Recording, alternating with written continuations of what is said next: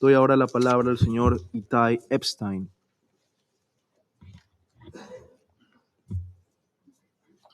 Thank you, Mr. President. Excellencies.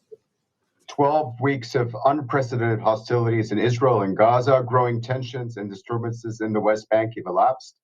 And I wish to make a few legal observations that underpin the humanitarian crisis to which the Norwegian Refugee Council is responding. Some capture serious violations that have been perpetrated and continue to occur. Others relate to premeditated atrocities that should be prevented by this august council. All parties, Palestinian armed groups and Israel, have shown reckless disregard for peremptory norms of international law, including the basic rules of international humanitarian law. The very rules they must comply with in all circumstances, breached. The Norwegian Refugee Council has condemned the atrocious violence launched by Hamas deliberately and indiscriminately against Israeli civilians and continues to call for the immediate release of all hostages held ultra vires and for the humane treatment of Palestinian detainees in keeping with international law. The same legal certainty must also mean a halt to the Israeli offensive from which ordinary Gazans have no refuge before it claims the lives of even more civilians, many of them women and children. Indiscriminate Israeli attacks affecting the civilian population or civilian objects, or those causing excessive loss of life, injury, and damage must be condemned. The unprecedented levels of loss and destruction require our collective efforts to help meet basic needs and redress the starvation of the civilian population of Gaza, ongoing at this very moment. Reversing arbitrary, capricious, and unlawful limitations on humanitarian relief imposed by Israel, the occupying power, remains a normative and operational challenge that must be addressed. Mr. President, as Israeli military operations in Gaza drive civilians closer to its southern borders, the looming possibility of mass deportation of Palestinians to Egypt grows. This concern follows Israel's forcible transfer of hundreds of thousands of Palestinians within Gaza and explicit statements by Israeli officials endorsing such deportation without reasonable justification, proper accommodation or services in places of refuge, or guarantees of return once hostilities end. Article 49 of the Fourth Geneva Convention prohibits individual or mass forcible transfer and deportations of protected persons from occupied territory, regardless of their motive. Doing so constitutes a grave breach of international humanitarian law, codified as a war crime. A gross and systemic breach of a peremptory norm demands that all states cooperate in bringing wrongful behavior to an end through lawful means, intended to induce the wrongdoing state to comply with its obligations. Every member state of the Council is obligated to prevent war crimes, crimes against humanity, and genocide, each constituting atrocity crimes. Mr. President, while we mobilize to respond to the humanitarian crisis unfolding in Gaza, armed Israeli settlers in the occupied West Bank have intensified their campaign of violence against Palestinians. In recent months, whole communities have been forcibly displaced owing to settler violence. Israeli authorities are doing next to nothing to prevent these attacks, resulting in numerous fatalities.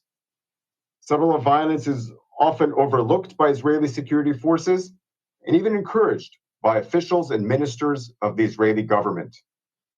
Preventing settler violence and the corollary forcible transfer of Palestinians entails invoking Israel's responsibility for unlawfully transferring its population to occupied territory in order to colonize it. The Council should attribute responsibility to Israel when members of its armed forces, at all ranks and at all times, even when on short leave, allow for and participate in settler violence. Attribute responsibility to Israel when it directly allocates funds and arms to settlement guard squads, often seen to operate in excess of their prescribed duties and partake in attacks on Palestinians. The Council must not allow Israel to forcibly transfer Palestinians from their land, or to continue with the illegal annexation of occupied Palestinian territory in breach of international law. If Israel is not held accountable for these actions, even more Palestinian communities will be forcibly transferred. Israel, as an occupying power, is responsible for public life, order, and safety in occupied territory carried out within the framework of Article 43 of the Hague Regulations.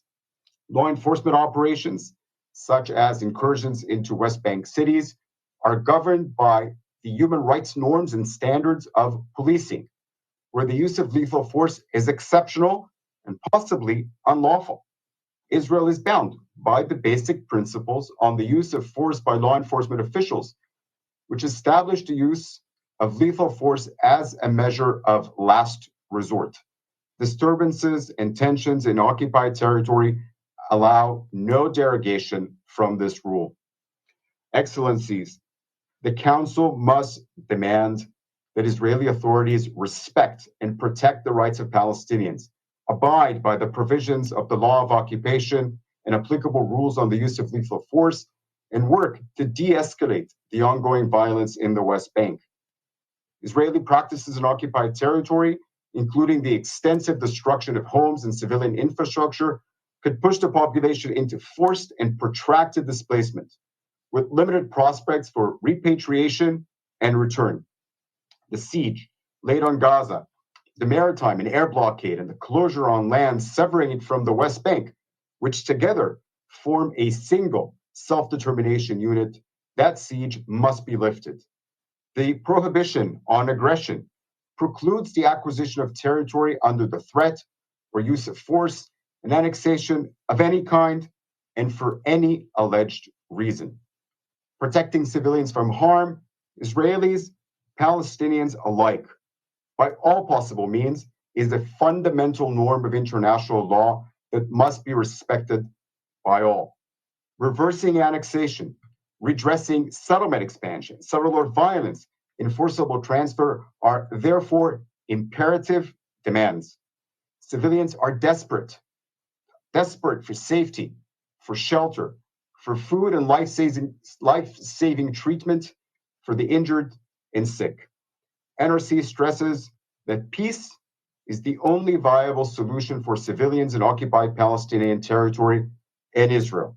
A mutually agreed upon armistice agreement suspending active hostilities between the belligerents is a necessary stepping stone to the pacific resolution of the question of Palestine through such measures outlined in Article 33 of the UN Charter, including arbitration and judicial settlement. The Council can lay the path towards human security and peace by addressing the root causes of the conflict. Bringing the occupation of Palestinian territory to a close is essential to ending the suffering and enabling aid workers to deliver critical relief in hope of recovery to those in need. I thank you, Mr. President. Agradezco al señor Epstein por